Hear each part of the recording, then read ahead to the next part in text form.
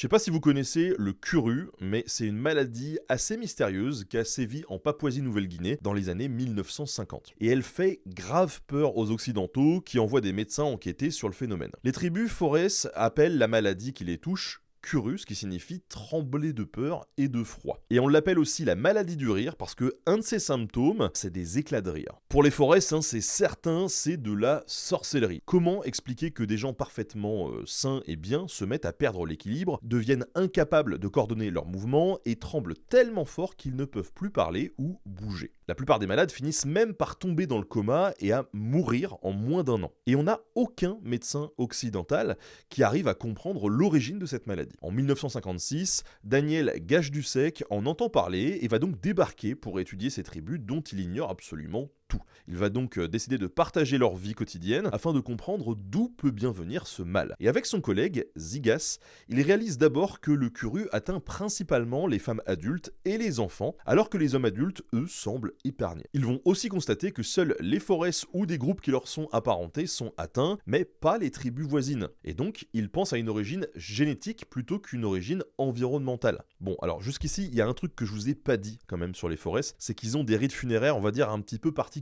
Parce que pour honorer les morts, en fait, ils vont consommer leur chair. Et d'ailleurs, les femmes et les enfants mangent principalement le cerveau et les viscères, alors que les muscles sont réservés aux hommes. Voilà, vous voyez venir l'embrouille un petit peu. Le curu, il est causé par la consommation de tissu cérébral d'une personne malade, dans lequel on retrouve des prions, c'est-à-dire des protéines anormales qui s'accumulent dans le cerveau. En 1958, il devient donc interdit de pratiquer le cannibalisme funéraire pour les autochtones, et l'épidémie va disparaître naturellement et progressivement dans les décennies suivantes. Voilà, si vous voulez pas être malade, faut pas bouffer le cerveau de mamie.